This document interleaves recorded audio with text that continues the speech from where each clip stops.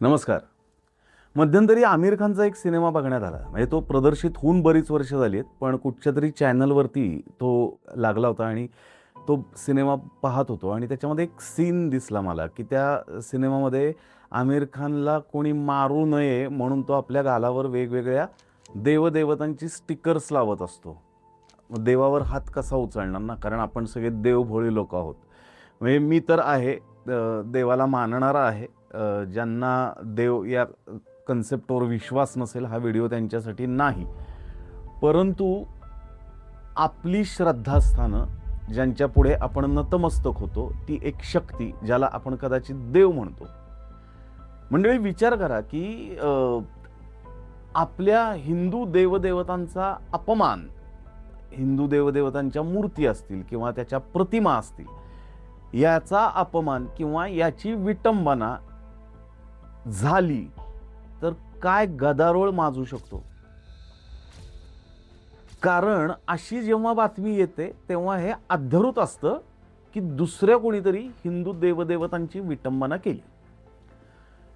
तो सीन बघितल्यापासून अशा काही गोष्टी मी बघायला लागलो किंवा त्या माझ्या समोर यायला लागल्या आणि मी खरंच याचा विचार करायला लागलो की कशासाठी दुसरे कोण पाहिजेत आपल्या देवदेवतांची विटंबना करण्याकरता. आपणच तर रोज उठून आपल्या देवदेवतांची विटंबना करतोय की हो, रोज करतोय आणि आपणच करतोय. मग अशी काही उदाहरणं माझ्या डोळ्यापुढे आली, मी बघितली आणि मुद्दाम या व्हिडिओच्या माध्यमातून ती शेअर करावी अशी मला वाटली.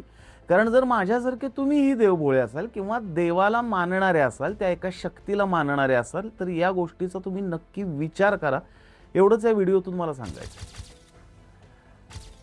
हिंदू देवदेवता या इझिली अवेलेबल आहेत का काय असं आता मला वाटायला लागलंय.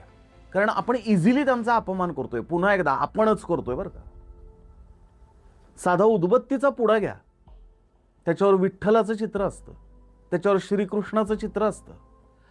उदबत्त्या संपतात, त्या पुड्याचा आपण काय करतो, कचऱ्याच्या टोपलीत टाकतो. आपल्या दृष्टीनं तो फक्त एक कागदाचा पुडा असतो. अहो, पण त्याच्यावर आपलेच आराध्य असतात की. कधी पांडुरंग असतो, कधी गणपती असतो, कधी श्रीकृष्ण असतो. अनेक ठिकाणी फॉर एक्झाम्पल म्हणजे आमच्याच सोसायटीमध्ये जवळपास एक दत्त मंदिर आहे. दत्त जयंतीचा फार सुंदर उत्सव त्या मंदिरात साजरा केला जातो आणि त्यावेळेला नवीन वर्षाची पॉकेट कॅलेंडर अनेक व्यापारी आपली जाहिरात करण्यासाठी ती छापून घेतात आणि दत्त मंदिरात जे कोणी नमस्कारासाठी येतं, बाहेर पडताना प्रसाद म्हणजे केळी असेल, सुंठवडा असेल, त्याच्याबरोबर एक ते कॅलेंडर सुद्धा त्या भाविकांना दिलं जातं. ही कॅलेंडर असतात स्वामी समर्थांची, दत्त महाराजांची, ज्यांना आपण मानतो, त्यांच्या मंदिरात आपण त्या दिवशी दर्शनाला जातो. ही कॅलेंडर त्या दिवशी रात्री कमीत कमी 5 ते 6 रस्त्यावर पडलेली कॅलेंडर मी स्वतः माझ्या हाताने उचललेली आहे. लक्ष्मी तोटा दिवाळीत वाजवणार म्हणजे घरात लक्ष्मीचं पूजन करायचं आणि बाहेर जाऊन लक्ष्मीचा चित्र असलेला एक तोटा आपण उडवतो, आपणच उडवतो. दरवर्षी जानेवारी महिन्यामध्ये अनेक कंपन्या, अनेक ऑफिसेस वेगवेगळी कॅलेंडर्स काढतात, ज्याच्यामध्ये अनेक देवदेवतांच्या ठिकाणी जाऊन त्याचे ओरिजिनल फोटोग्राफ्स घेऊन ती कॅलेंडर काढली जातात. काय होतं त्या कॅलेंडरचं डिसेंबर महिन्यानंतर, 31 डिसेंबर नंतर आपण काय करतो त्या कॅलेंडरचं? अहो, साधं आपण एखाद्या देवस्थानात जातो, कुठलंही देवस्थान असू देत, त्या देवस्थानामध्ये आपण फार श्रद्धेनं देणगीची पावती फाडतो. त्या देणगीच्या पावतीवर सुद्धा त्या देवस्थानाच्या देवाचं चित्र असतं. कुठं जातात ह्या पावत्या आपल्याकडनं? कधी केलाय विचार? करतोय ना आपणच आपल्या आराध्यांचा, आपल्या देवदेवतांचा अपमान. आपल्याकडनं रोज या गोष्टी घडतायत, रोज घडतायत. आपल्या देवांची विटंबना करण्यासाठी दुसरं कोण नकोच आहे आपल्याला. ती आपल्याकडनंच आपसूक होतीये.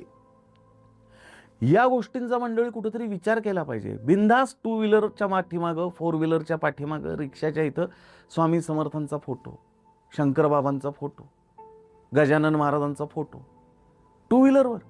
काय होतं? पावसाळ्याचे दिवस आहेत, 2 व्हीलर रस्त्यावरनं जाती, चिखल उडतो, अपमान नाही होत? कोण करताय अपमान? म्हणून मी म्हटलं ना की आपल्या देवदेवतांचा अपमान करण्यासाठी आहे ना आपणच खूप आहोत, दुसऱ्यांची गरजच नाहीये. आणि याच्यामुळेच उद्या त्यांचं फावणार आहे. उद्या जर आपण कोणावरती धावून गेलो ना, की का तुम्ही आमच्या देवदेवतांचा अपमान करताय, तर कदाचित ते लोक तुम्हाला म्हणतील, अरे तुम्ही रोज अपमान करताय त्यांचा या सगळ्या गोष्टीतून. मग याला पर्याय काय? मी माझ्यासाठी काही बंधनं लावून घेतलेली आहे. ज्या उदबत्तीच्या पुड्यावर देवाचं चित्र असेल, मी तो पुडा विकत घेणार नाही, उदबत्ती कितीही चांगली असू देत. कुठल्याही मंदिरात गेल्यानंतर आपण देणगी का देतो? आपल्याला पावती पाहिजे असते म्हणून देणगी देतो, नाही देत ना. टाका त्या दानपेटीमध्ये. हां, आता तुम्ही काही लोक तुमच्यातले म्हणतील दानपेटीतल्या चोऱ्या कुठपर्यंत पोहोचल्यात वगैरे, मला त्याच्यामध्ये जायचं नाहीये. बरं, तुम्हाला कार्यालयात जाऊनच देणगी द्यायची असेल, बेलाशक द्या. त्यांना म्हणावं माफ करा, मला पावती नका देऊ, कारण त्याच्यावर चित्र असतं. आपल्या मंदिरातल्या लोकांनी पण याच्यावरती विचार केला पाहिजे. का चित्र छापायचं त्या देवाचं? नका छापू. जे काय नाव असेल तुमचं, संस्थान, मंडळ, अमुक तमुक, ते छापा, बास झालं. मंडळी, या गोष्टीची सुरुवात जर आपण आपल्यापासून केली ना, तरच काहीतरी घडू शकतं. विचार करा. व्हिडिओ आवडला असेल तर नक्की लाईक करा. तुम्हाला याविषयी काय वाटतं त्याच्यावर जरूर कमेंट करा. धन्यवाद.